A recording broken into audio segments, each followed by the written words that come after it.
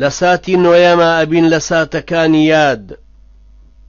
ئەمجاریان لەگەڵ نوزەی نزای مسلمانانە پیاوچاکان پاڕانەوەیان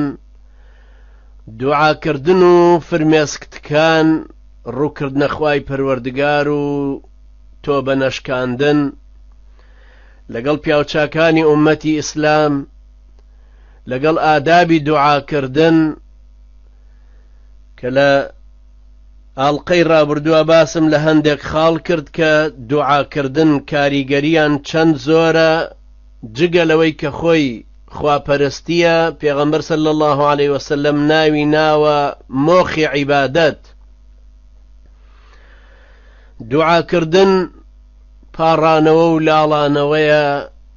لەبەردەم خوای پەروەردگار بۆ ڕەحمەتی بۆ مەغفیرەتی بۆ ئەوەی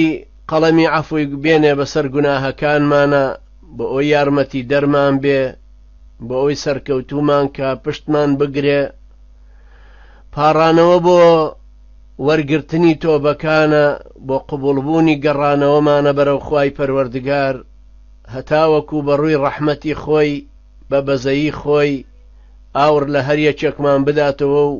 تۆبەکانمان لێوەرگرێ پاڕانەوەمان قبوڵ کە دوعاکانمان وەرگرێ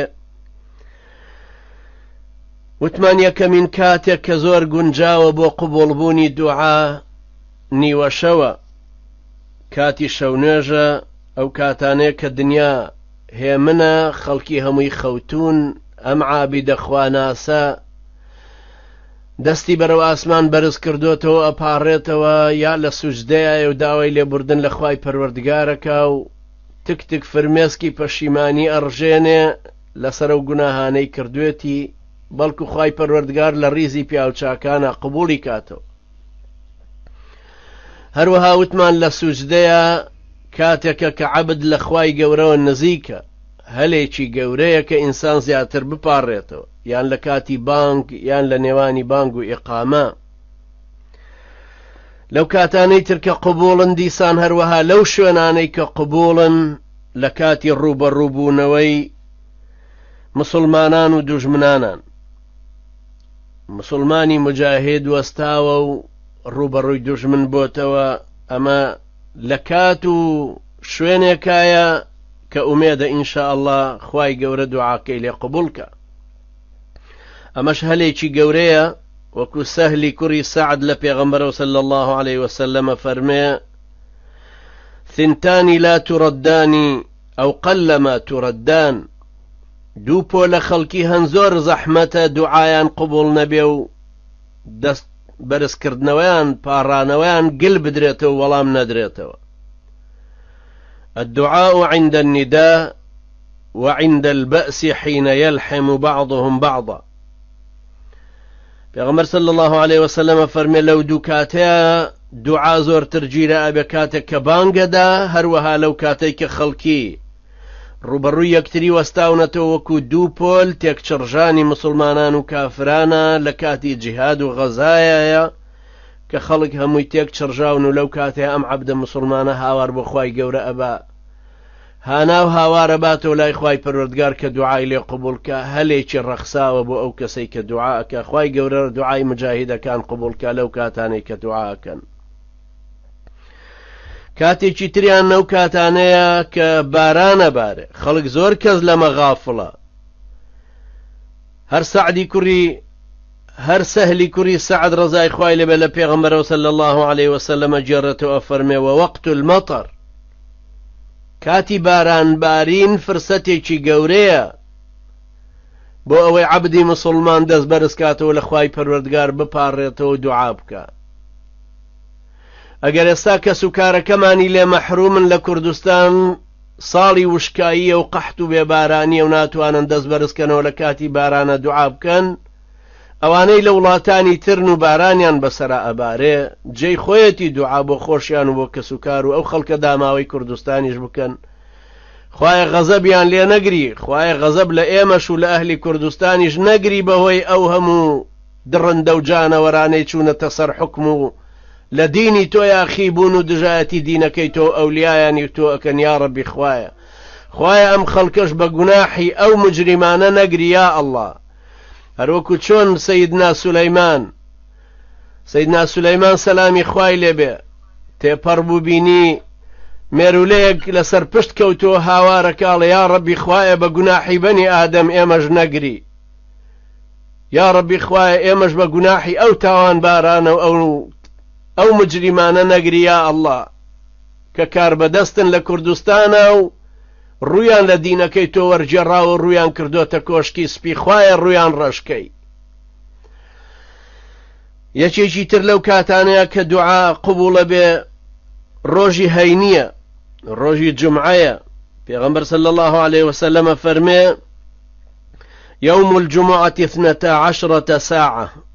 ڕۆژی جمعە 12 ساعاتە. لا يوجد عبد مسلم يسأل الله شيئا إلا أتاه الله إياه فالتمسوها آخر الساعة بعد العصر. پیغمبر صلی الله عليه وسلم کە فەرمووی ڕۆژی هەینی 12 ساعاتە،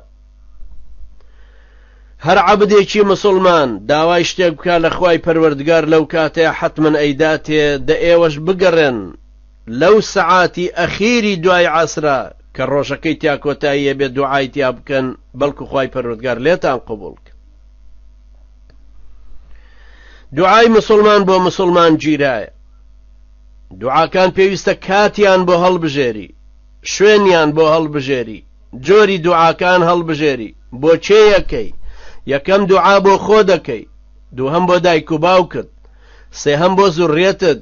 چوارەم بۆ کەس و کار و خزمانت، پێنجەم بۆوانی مافیان لەسەرتە. دوعاکردن بۆ برایانی مجاهیدانت، بۆ برایانی زیندانت، بۆ داعیەکان، بۆ شەخصیاتە ئیسلامیەکان کە خەمی ئەم ئیسلامیان لەبەرە و کەوتونەتە کارکردن بۆ ئیسلامەتی، بۆ ئەوانەی کە پیاوچاکن خێرەومەندن دەستگرۆی مسلمانانی ڕەشوڕوت و فەقیر و داماوەکانەکەن خوای گەورە زیاتریان پێ ببەخشێ بۆ ئەوەی زیاتر بگا بە ڕەشوڕوت و فەقیرەکان. پیغمبر صلی الله عليه وسلم وكل صحيح مسلم لا أبو الدرداء وهاتوا فرما ما من عبد مسلم يدعو لأخيه بظهر الغيب إلا قال الملك ولك بمثل. پیغمبر صلی الله عليه وسلم فرما هر عبدێکی مسلمان دوعا بکا بۆ برا دینیەکەی خۆی بێ ئەوەی خۆی لەوێ بێ و ئاگای لێ بێ ئەم لە دوورە و دوعای بۆ کاو لە کاتی ئیفتاریە، لە سوجدەیە، لە کاتی نوێژیە، لەو کاتانەیە ئەزانێت دوعاکانی گیرە ئەبێ إلا خوای گەورە مەلائیکەتێک لە پشت ئەمیشەوە دیاریەکە کە ئەم دوعایی بۆ بکاتەوە بڵێ وەلەکە بمثل،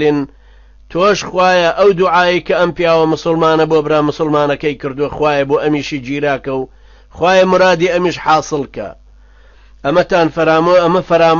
ئەمە فرامۆژ نەکەن، ڕەحمەتی خواتان لێبێ، هەمیشە هۆشتان لێبێ کە دوعا بۆ براکانتان بکەن، دوعا بۆ یەکتری بکەن، دوعا چەکی مسلمانە، دوعا وەفاداریە بەرامبەر بە برایەتی و خۆشەویستی یەکتری، متمانە دروستکردنە، لادانی چڵک و چەپەڵی ڕق لێبوونەوە و تووڕەبوون و ڕقهستانە لە یەکتری. دوعای بۆ بکە بۆ ئەوەی لە دڵ و دەروون تا هیچ شتێک بەرامبەری نەمێنێ. هەروەکو چۆن کاتیش هەیە و بە هەمان شێوە شوێن هەیە، هەروەکو وتمان ئەو شوێنانەی کەوا کاتی ڕوبەڕووبوونەوەی جیهادن، سەنگەرن، بەرەی شەڕن، یان کەعبەن، لەو شوێنانەی کە کەعبەیە، یان دوعاکردن لە کەعبە لە ماڵی خوا. بۆیە بینی زۆر لەو سەحابە بەڕێزانە لە تابعین هەروەکو دەستوری پێغەمبەری نازدار صلی الله عليه وسلم چوونە کەعبە و ئەپاڕانە و دوعایانە کرد چونکە ماڵی خوایە، ئەوانش میوانی خوان. بۆیە ئەبینین بەردەوام تابعینیش بە هەمان شێوە لەسەر ڕێو ڕەسمی ئەوانە ڕۆیشتن و دوعایانە کردەوە.